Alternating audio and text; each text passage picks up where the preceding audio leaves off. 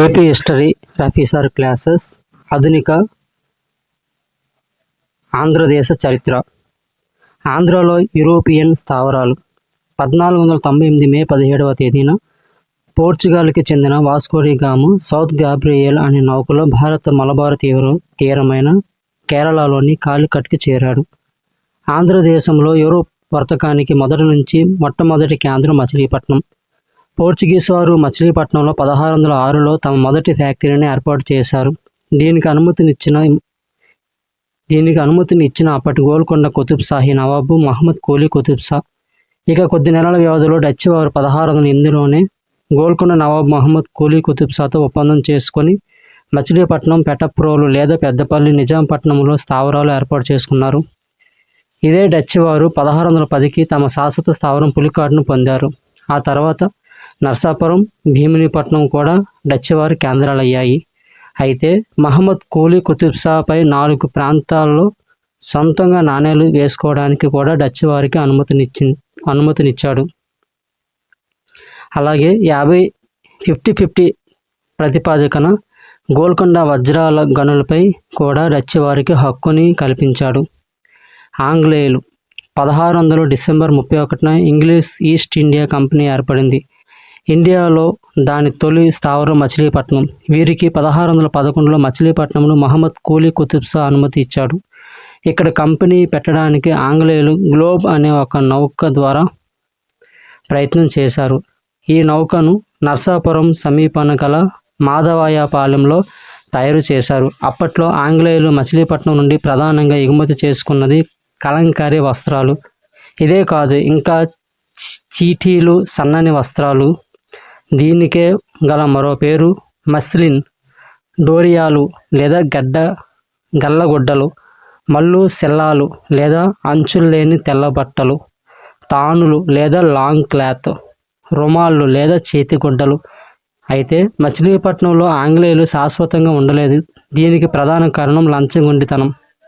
ఇక ఆంగ్లేయులు 1621లో మచిలీపట్నంను విడిచి పులికాట్కు చేరారు.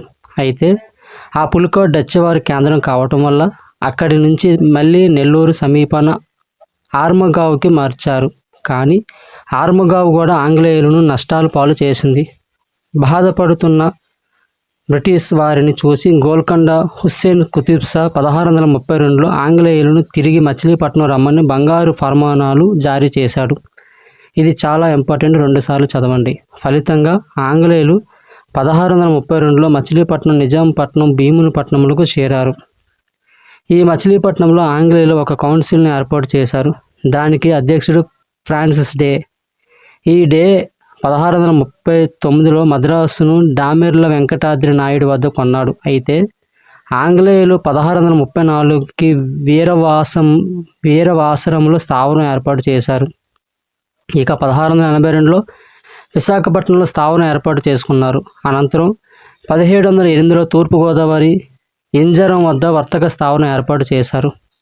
1768కి చికాగోలో, శ్రీకాకుళం, ఏలూరు, రాజమండ్రిలో తమ స్థావరాలు మరియు గిడ్డంగులు ఏర్పాటు చేసుకున్నారు.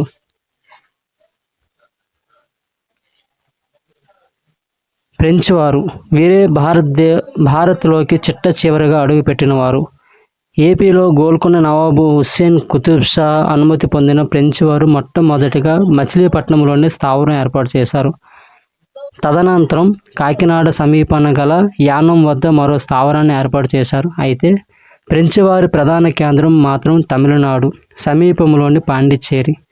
దీనికే ఉన్న మరో పేరు వాలికొండాపురం. కర్ణాటక యుద్ధాలు. ఆంధ్రదేశంపై ఆధిపత్యం కోసం ఆంగ్లేయులకి పెంచేవారికి జరిగిన 3 యుద్ధాలను కర్ణాటక యుద్ధాలని అంటారు. కర్ణాటక అనే పేరు రావడానికి కారణం దక్కన్ సుబాలో కర్ణాటక ఒక సర్కార్, హైదరాబాద్ మరో సర్కార్. ఈ 2 సర్కారుల వారసుల మధ్య గొడవలు రావడంతో దీనికి ఆసరాగా తీసుకుని ఆంగ్లేయులు ఫ్రెంచ్ వారు దక్కన్ సుబాలో తమ ఆధిపత్యం కోసం ప్రయత్నం చేశారు. ఫలితంగా ఇంగ్లీష్, ఫ్రెంచ్ వారి మధ్య జరిగిన యుద్ధాలను కర్ణాటక యుద్ధాలు అంటారు. మొదటి కర్ణాటక యుద్ధం.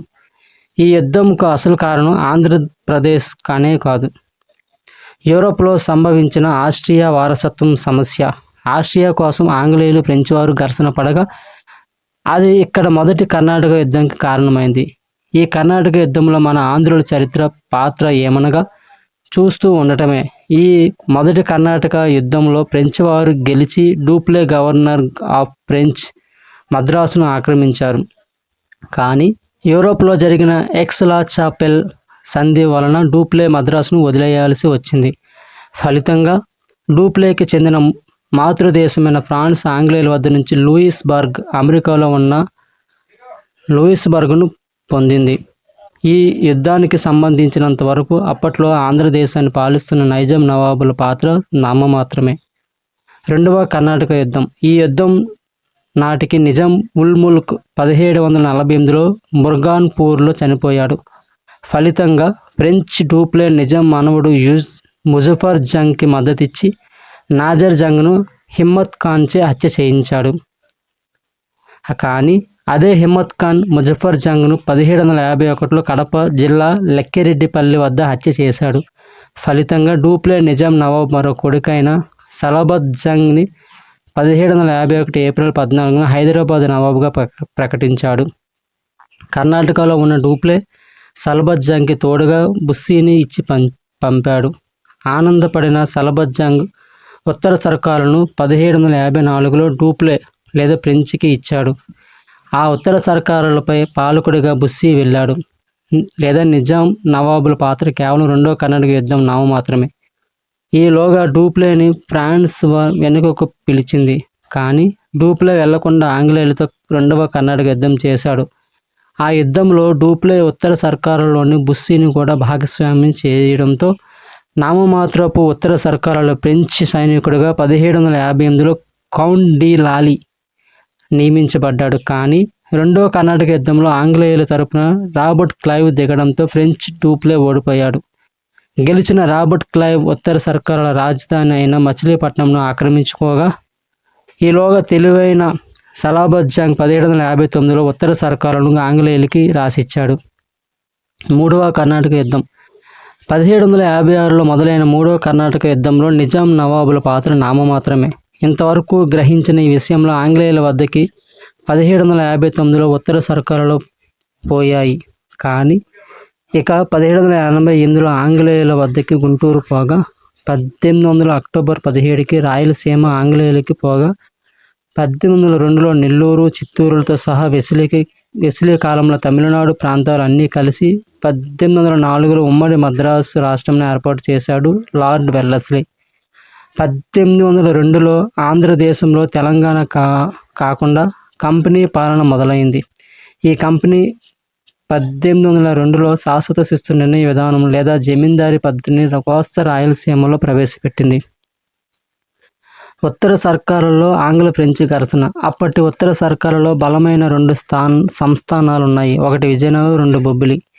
ఈ రెండింటి మధ్య చిరకాలపు తగాదాలు ఉన్నాయి. అయితే ఉత్తర సర్కారులను సలాబత్ జంగ్ ఫ్రెంచి వారికి రాసి ఇచ్చిన సంవత్సరం 1754 కాగా, 1759కి సలాబత్ జంగ్ మళ్ళీ ఉత్తర సర్కారులను ఆంగ్లేయులకి రాసిచ్చాడు.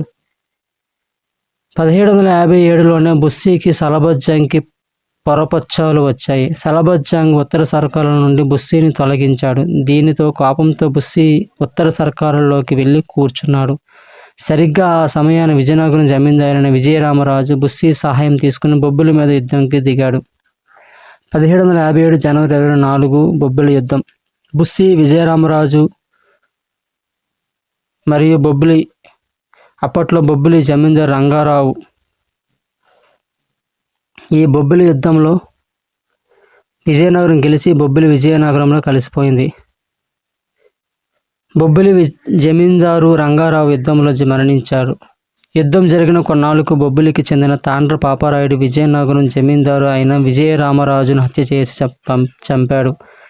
తాజాగా విజయనగరం జమీందారుగా ఆనంద గజపతి వచ్చాడు. బొబ్బిలి యుద్ధం వలన ప్రధాన ఫలితం: 1. బొబ్బిలి సంస్థానం విజయనగరంలో కలిసిపోవడం. 2. ఉత్తర సర్కారులో ఫ్రెంచి వారి హావా పెరగడం.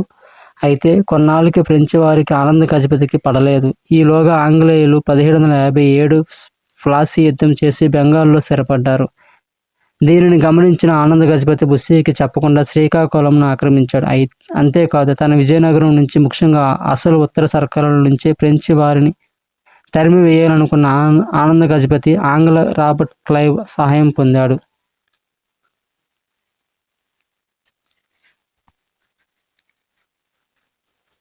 1758 డిసెంబర్ 7న చందుర్తి యుద్ధం. రాబర్ట్ క్లైవ్ మరియు ఆనంద గజపతి మరియు కల్నల్ ఫోర్డ్ ఆంగ్ల సేనాని వర్సెస్ ఫ్రెంచ్ వారు కౌండీ లాలీల మధ్య ఈ యుద్ధం 1758 డిసెంబర్ 7న జరిగింది. దీనినే చందుర్తి యుద్ధం అంటారు. ఈ యుద్ధంలో ఫ్రెంచ్ వారు ఓడిపోవడంతో తెలివైన సలాబత్ జంగ్ 1759లో ఉత్తర సర్కాలను ఆంగ్లేయులకి రాసిచ్చాడు. ఈ ఉత్తర సర్కాలను ఆంగ్లేయులు పొందడానికి సలాబత్ జంగ్ వద్దకి పంపిన ద్విభాషీ కాండ్రేగుల జోగి పంతులు తాజాగా తెర మీద ఇక శాశ్వతంగా ఉత్తర సర్కాల నుండి ఫ్రెంచ్ వారు వెళ్ళిపోయారు. ఆంగ్లేయుల ఆధిపత్యం ఉత్తర సర్కారులో బాగా పెరిగింది. 1794 జూలై 10 పద్మనాభ యుద్ధం. ఇది విజయనగరంకి ఇంగ్లీషు వారికి మధ్య జరిగింది. ఈ సమయానికి విజయనగర జమీందారు పేరు చిన విజయరామరాజు. ఇతను ఆంగ్లేయులకి 8.5 లక్షల ఫేస్కు చెల్లించాడు. జమీందారులు ఇంగ్లీష్ వారికి చెల్లించే పన్నే ఫేస్కు. దీనికి చిన విజయరామరాజు ఒప్పుకోలేదు. ఆంగ్లేయులు విజయనగరంను ఆక్రమించారు. 1200 పెన్షన్ ఇస్తామని మచిలీపట్నం వెళ్ళిపోమన్నారు. సరేనని మచిలీపట్నం బయలుదేరిన చిన విజయరామరాజు మెల్లగా విజయనగరం భీమునిపట్నంగా మధ్య గల పద్మనాభం అనే గ్రామంకు చేరి ఆంగ్లేయులపై యుద్ధం ప్రకటించాడు. కానీ ఆంగ్లేయుల చేతిలో పూర్తిగా ఓడిపోయాడు. గెలిచిన ఆంగ్లేయులు చిన విజయరామరాజును తొలగించి తమ చెప్పు చేతుల్లో ఉండే నారాయణ బాబుని విజయనగర జమీందారుగా చేసి 5 లక్షలు పొందారు. అనగా పద్మనాభ యుద్ధం వలన ఆంగ్లేయులు ఉత్తర సర్కారులో మరింత బలపడ్డారు. ఇక వారికి తిరిగి లేకుండా పోయింది.